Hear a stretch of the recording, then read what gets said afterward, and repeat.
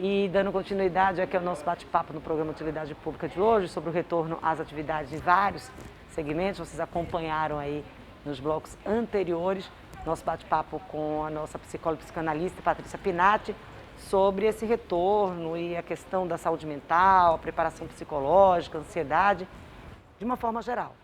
Agora a gente vai falar especificamente de um segmento que teve aí, as pessoas falaram muito e que foi um dos primeiros que tiveram que ter as suas atividades suspensas, que é a questão da odontologia, dos consultórios odontológicos. A gente vai bater um papo aqui agora com o Tiago Ferraz, ele atua na área de odontopediatria. Muito obrigada por estar aqui com a gente aí logo nesse retorno, né? A gente sabe que as pessoas ainda estão assim com muita cautela, com gravação, com rua, a gente está tomando aqui todos os cuidados.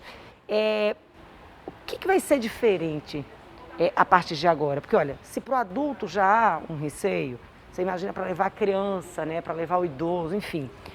O que vai ser a partir de agora com a criança? Porque a criança ela precisa de toda uma catequese ali, precisa de uma organização, a questão lúdica. Então, obrigado pelo convite, Tânia. Primeiramente, na odontopediatria tudo mudou, né? Então a gente teve que se reinventar, porque a criança, ela é assim, totalmente adaptada a um tipo de consultório, então ela tem sua rotina. Então é uma coisa muito mais lúdica, uma coisa muito mais do toque, né? E com esses novos cuidados, muita parte disso se perdeu. Então a gente perdeu o toque da criança, a gente perdeu esse contato físico que a gente tem, a gente perdeu toda a nossa paramentação que a gente tinha. Então, de repente, você deixou de ser o tio legal, o tio divertido, o tio que abraça, que brinca, que é todo colorido, para ser um tio que é todo ali paramentado da cabeça aos pés, né? Que é distância, você não pode tocar, você não pode abraçar, não pode tirar muita foto. Então, basicamente, o que a gente perdeu foi esse contato, foi essa união mesmo com a criança. Então, antes a gente tinha o quê? Um gorrinho de pano colorido, um jalequinho colorido, né? A máscara a gente podia tirar em certos momentos do atendimento. Hoje em dia a gente já recebe a criança no consultório todo paramentado. Então, tem um jaleco, por cima tem outro jaleco de TNT, tem a máscara, que é aquela máscara azul que cobre quase todo o corpo, né? O rosto, na verdade. Tem um face shield ainda.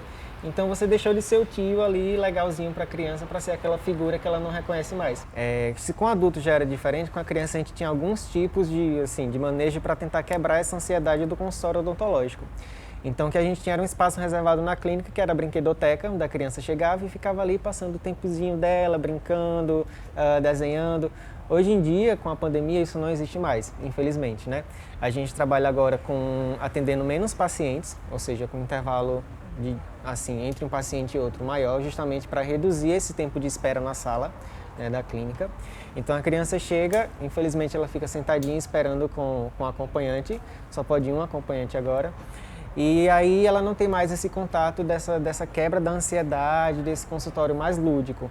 A socialização que você contava como um aliado. Exato, hoje em para dia o atendimento médico, agora pelo menos está temporariamente suspenso, né? Exatamente. A gente está falando do retorno às atividades, mas assim, ainda nessa fase de adaptação, porque não está nada definido. Quando vier a vacina, como a Patrícia trouxe bem nos blocos anteriores, quando a gente já tiver, por exemplo, 60% da população vacinada, a gente vai repensando. Por enquanto a gente está retornando com adaptações. E uma das adaptações, infelizmente, vai ser retomar aquela forma antiga que você tinha de atendimento à criança.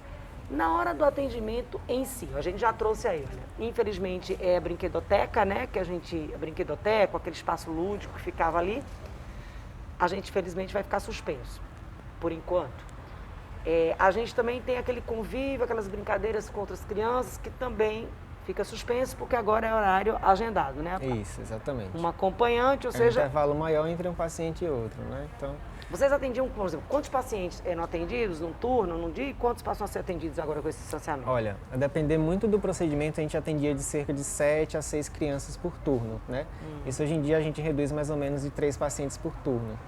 E para conversar com o paciente, porque olha, a gente está vendo que a gente usando máscara, a gente está falando muito alto. Quando a gente tira a máscara, tem horas que a gente está conversando que a gente fica cansada, como se a gente estivesse esbravejando. A gente aumenta realmente o tom, porque a gente quer se fazer ouvir com a barreira da máscara, né? a gente quer ouvir o outro, a gente está sempre demandando, oi, para o outro falar mais alto também. Como fazer essa comunicação com a criança? Porque, olha, você está com como você falou, você está com a máscara, aquela azul, você está com o face shield, tudo isso vai dificultando. Então, assim, é tudo muito na proximidade quando se torna disso de conversar. Porque, claro, você tem um momento que você conversa com os pais da criança, que é uma conversa mais científica, né, propriamente dita, uma conversa onde você explica o tratamento, e a conversa onde você tenta quebrar um pouquinho a ansiedade da criança, onde você tira brincadeiras com ela, onde você faz perguntas sobre a vida dela, né? Então, isso tudo você tem que demonstrar fora daquele equipamento todo de proteção que tem que ter. Então, é muito de fisionomia com os olhos, é muito de falar assim perto no ouvidinho, por mais que você não tenha muito contato, mas a criança na cadeira você chega um pouquinho perto, tenta mudar um pouco de fisionomia com um pouquinho que você tem, que são os olhos que acabam restando, né? Passando essa confiança para eles. E tipo de tratamento? Tem alguma determinação, alguma especificação, por exemplo, que agora a gente retoma com o que é mais urgente? Ou tipo assim, se dá para esperar, avaliações que não são urgentes a gente está deixando. Como é que está funcionando isso em termos de orientação para o papai, para a mamãe? No começo da pandemia, a gente tinha suspendido os atendimentos, né? E aí foi protocolado que só poderia atender urgência e emergência no consultório odontológico, que era o quê? Basicamente a dor de dente propriamente dita, né? Cirurgias que não... Quebra, né? Cair, uma fratura, um trauma. Traumatismos, cirurgias que não poderiam ser adiadas, tudo que envolvesse assim, desconforto do paciente ou então colocasse em risco a vida dele. Hoje em dia a gente já deu uma manejada, né? O CRO já deu uma maneirada nesses protocolos. Hoje em dia a gente faz procedimentos como, por exemplo, restaurações, limpeza, mas tudo muito protocolado, né? Tudo a gente vai colocando o que é eletivo, o que não é, para não fazer também assim, coisas desnecessárias onde a gente poderia estar encaixando um paciente que ali estaria necessitando de um tratamento mais grave, digamos assim. Então, tudo isso a gente vai ponderando.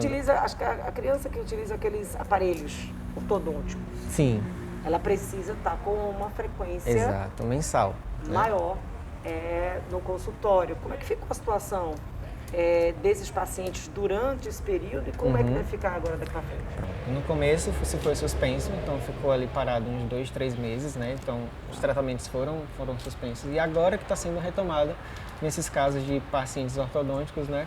A questão do aparelho das manutenções. Então agora a gente está voltando lá na clínica, por exemplo, onde atende a parte de ortodontia, já voltou, mas aí sempre com esse intervalo maior entre um paciente e outro. Vocês perceberam algum prejuízo? Claro, os acabam percebendo, obviamente, mas assim, que chame a atenção em alguns desses tratamentos por conta dessa suspensão nesses meses de início da pandemia? Não, sim, com certeza. Além do começo, hoje em dia a gente tem que ter mais produtos, digamos assim, por exemplo, produtos de bochecha, o paciente tem que chegar a fazer 2 tipos de bochecha, um com clorexidina, outro com peróxido de hidrogênio, para que a gente depois comece a fazer o tratamento propriamente dito nele, né? Então são algumas etapas que a gente teve que implementar aí. Tem alguma outra coisa que tenha chamado a atenção em termos desse tratamento de odontopediatria que mereça uma orientação para os pais? Pacientes que são odontopediátricos, eles tendem a ir para o consultório geralmente acompanhado de muita gente, né?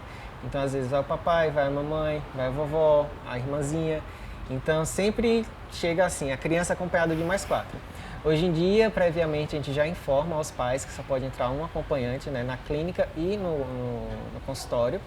Então isso aí foi bastante reduzido, porque geralmente era até bom, a gente gostava, porque chegava a irmãzinha, já acalmava, já brincava, então já reduzia um pouquinho a ansiedade. Hoje em dia isso é só permitido um.